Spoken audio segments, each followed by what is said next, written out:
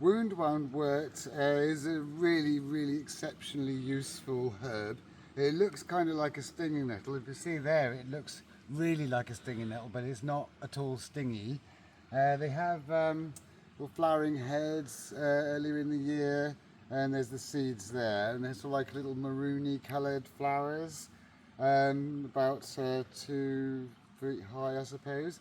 You get them sometimes in gardens, like from Europe and Asia and North Africa, and they really good for wounds and all sorts of things like that. So if you've got a cut, you can squish up one of the leaves and just apply it, and it's very good at curing wounds. So if you've got a cut, it's also kind of good. Say you've got one on your hand, if you put your hand up like that, then there's less blood pressure, so less blood comes out as well, so that's always quite handy.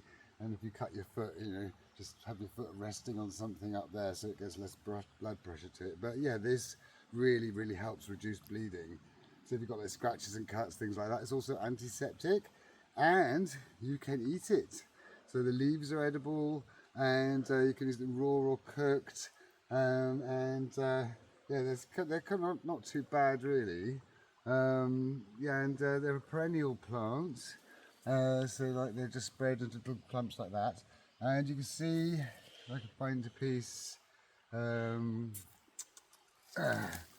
we're down to the bottom here, you can see there's a whole load of little activity going on at the base of the plants, so you always get some kind of little bit of like vegetative growth that you can find even in the depths of the winter. Although it can be knocked back by frost, it does send up little bits again, but it won't send up the big flowering stems till next year.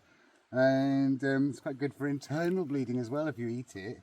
But it's especially good for external bleeding and skin conditions, digestion, and various other ailments as well. So it's kind of a useful plant. You can find it in woodland hedgerows, but it's often found in gardens as well because it looks interesting, so it's often tolerated. And it just spreads into little clumps, and it's not usually a problem for other plants. It doesn't really take over like nettles do, but it tends to like kind of shady places, and it just spreads into nice little clumps and minds its own business, and it's a nice little plant to have around really.